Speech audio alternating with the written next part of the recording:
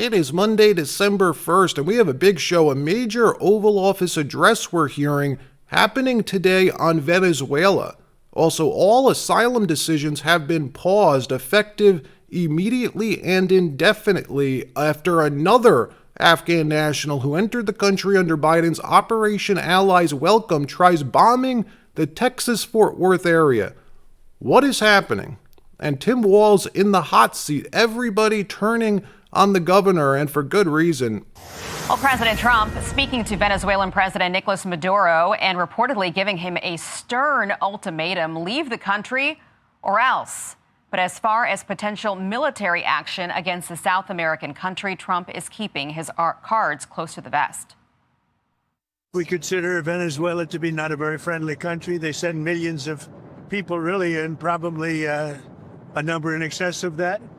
And a lot of those people shouldn't be in our country, from jails, from gangs, from drug dealers, from all of the people that came into our country shouldn't have been in our country, causing a lot of problems. Does your warning mean that an airstrike is imminent, or should we not read it that way? Don't read anything into it. President Trump confirming last night that he has spoken with Venezuelan President Nicolas Maduro, saying, "I don't want to comment on it, but the answer is yes." Now, we've been trying to get more info about this call for days. Everybody has been super quiet about what happened on this phone call. What we know is the call did happen. Trump confirmed it. And Trump gave Maduro this ultimatum: step down from power immediately, resign, and we'll guarantee you and your family safe passage out of Venezuela. This is your one chance to exit peacefully. We reported that to you on Saturday, but since then, we've also learned that Maduro wasn't opposed to the idea, that he responded with two requests. First, that Trump give him a little more time to step down, to come up with this face-saving way to step down from power, and two, that he revoke political power, step down as president, but keep control over the Venezuelan military. Something that's not going to happen. Trump flat out rejecting that. A second call, though, was supposed to happen this weekend, but didn't. We've been led to believe that Maduro just skipped out on the call, just stopped communicating entirely. And since then, now Trump is saying he has a national address about Venezuela that's supposed to happen at 5 p.m. today.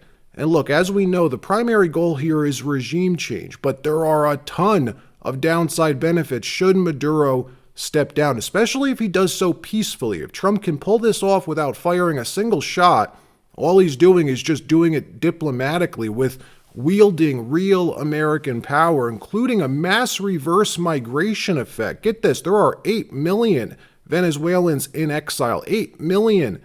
If they could return home, that's a lot of people. On top of that, there's a massive economic benefit, obviously, to removing Maduro, putting someone in place like Maria Machado. That's what the United States wants to do.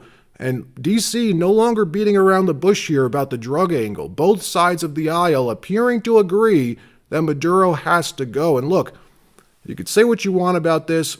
America, after all, is an empire.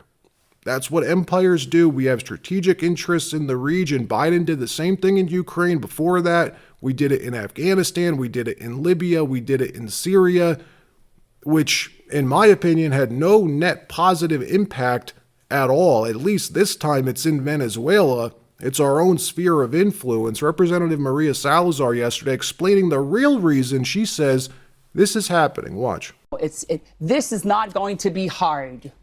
80% of the Venezuelans voted for the opposition. You have 8 million Venezuelans in exile. We're talking about the largest reserves of oil in the world that will be doing business with the American oil companies. And that is something that I have made very sure that they understand.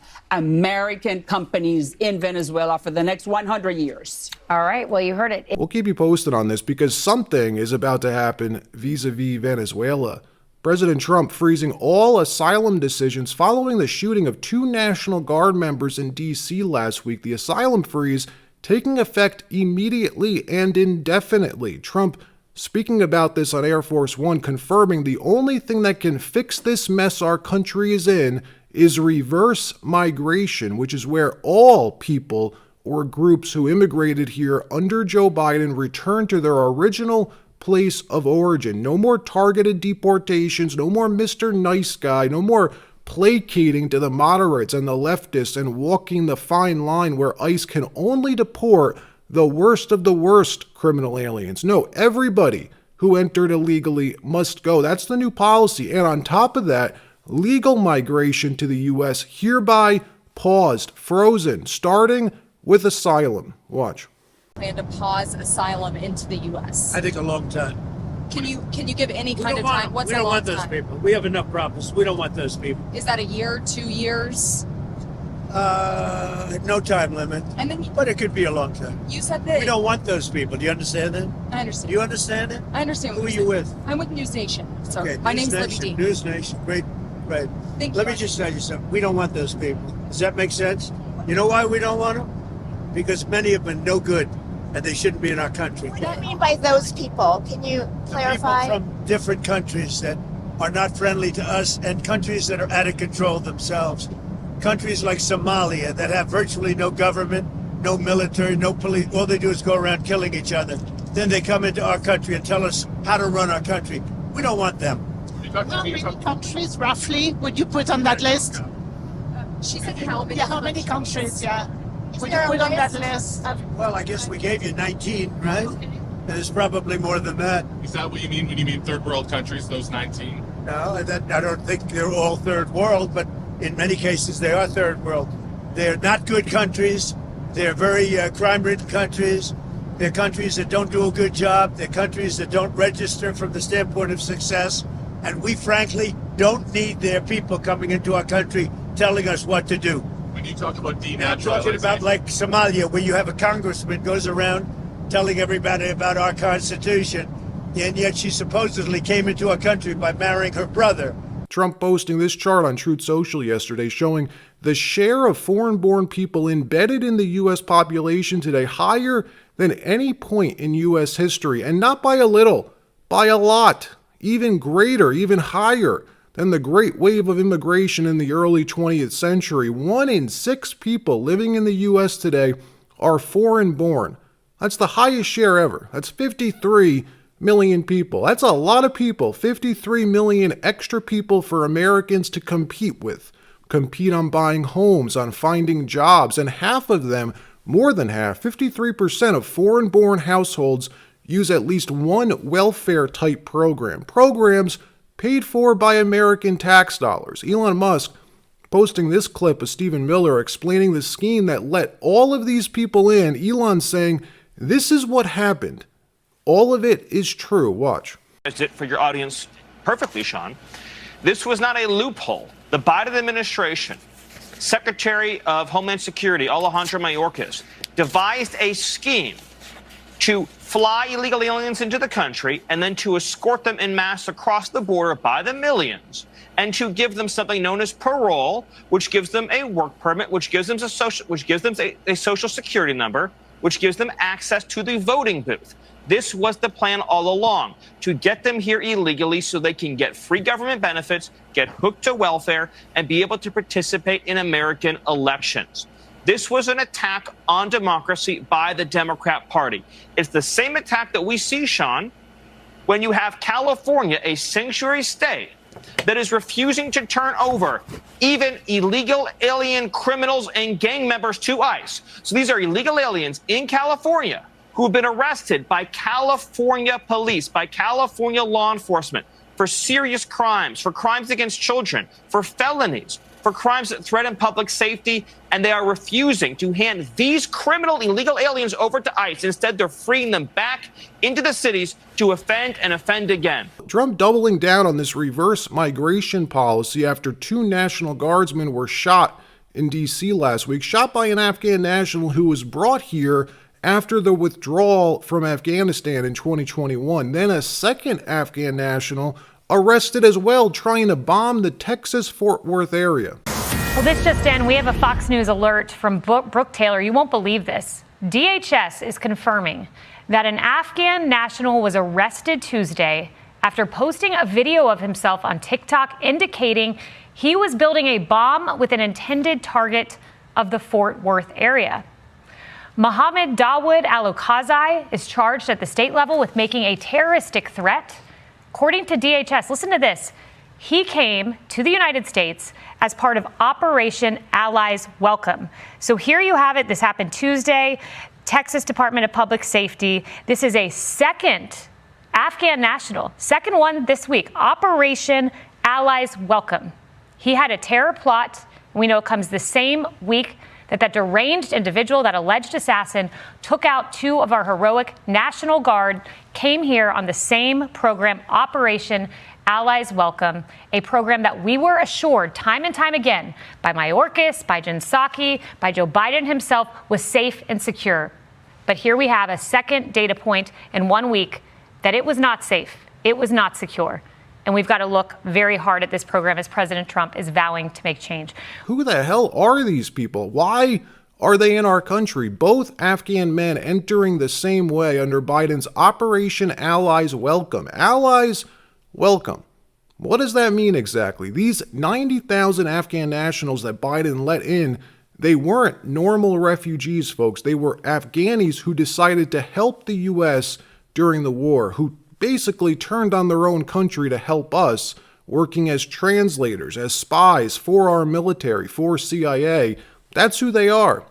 And what do you know? They come here and they turn on us. Big surprise. USCIS have paused all of their asylum cases. All in-person meetings have now been canceled. And look at this. When digging into who these two guys were, we came across the second guy's inmate details. The bomber, not the shooter. The FBI categorizing this guy as white. Caucasian, white. It turns out this isn't a glitch. This is the rule. The FBI lumps every Moroccan, Syrian, Iraqi, Iranian, and Afghani into the white Caucasian bucket because of this 1940s regulation that no one's ever fixed, which means all of these fake crime stats that you hear people talk about, these liberals talk about constantly, that white people are the largest national security threat, the largest bucket of shooters, extremists, domestic terrorists, are white, they say. I wonder why. Could it be because every jihadi, all the 9/11 hijackers, even every imported person from the Middle East who commits a violent crime is categorized as white in the FBI crime stats? I think so. Meanwhile, Hispanics, they have their own category. It sounds like statistical fraud to keep the white supremacy lie going. Let me know what you think. There's just so much of this, right? So many tricks and loopholes embedded into the system. Now, all of this tying into the headlines about Minnesota's Somali fraud problem. I'm sure you heard about this. We covered it a few days ago as the story broke. At the time, the mainstream media was ignoring it like they always do, trying to run cover for Minnesota, for Tim Walz, for the Somali community.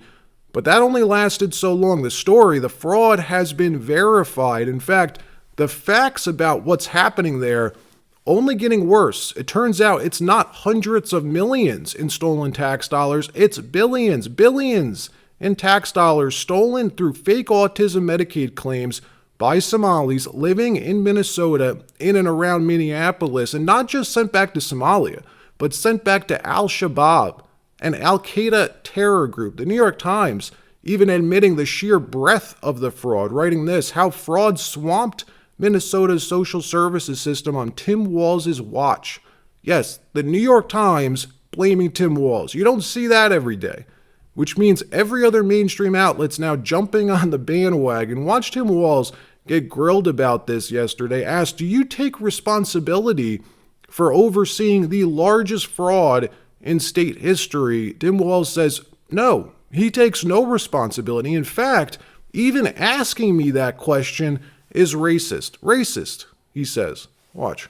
Dozens of people of East African descent have been charged, convicted, and sentenced for stealing more than $1 billion in taxpayer money from government programs during COVID. As you know, Governor, that is more than Minnesota spends each year to run its Department of Corrections. So I want to give you a chance to respond to this. Do you take responsibility for failing to stop this fraud in your state?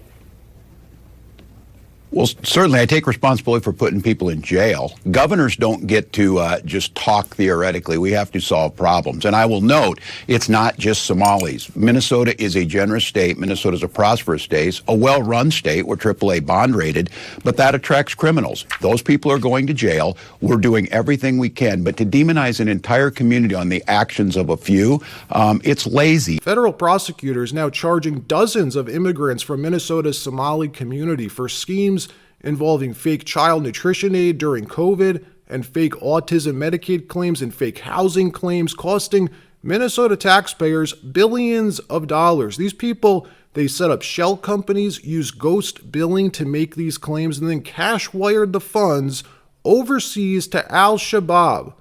K11 News did this deep dive into one of the alleged Somali fraudsters. Watch what they found. 11 Investigates exposes yet another state program designed to help people in need being ransacked by alleged fraud. AJ Legault continues to follow where your tax dollars are going in his multi-year investigation, Recovery Inc.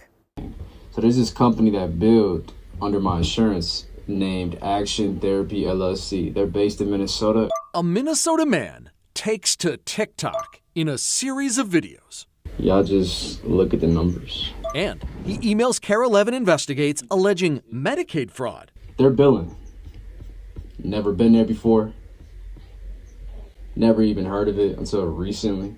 Muhammad Ali said he'd never heard of Action Therapy until he requested his insurance billing records. His Medicaid coverage is through taxpayer-funded Hennepin Health. When he got his records, he discovered in just 9 months, between August of 2024 and May 2025, Action Therapy billed $211,000.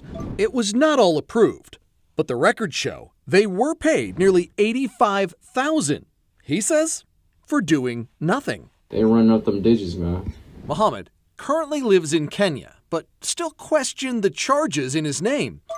Abbas Farah with Action Therapy emailed him, blaming the billing on a clerical mix-up and promised a full internal review. Back-to-back days. So, who is Action Therapy?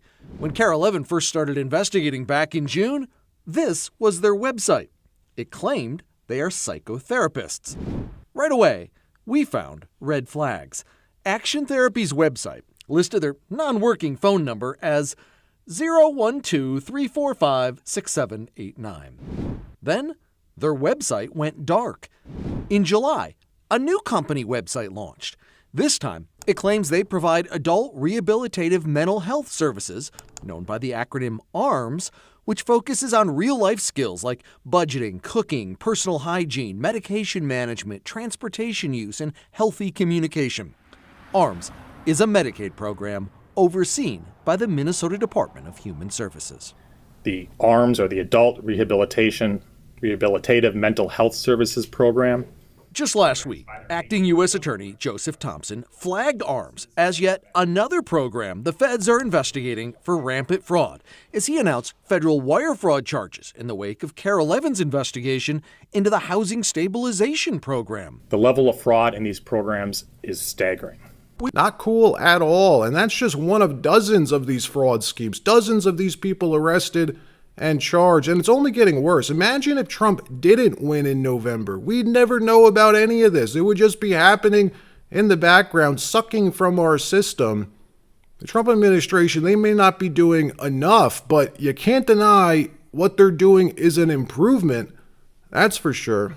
All right, that wraps up this episode. Like, subscribe. We'll see you next time.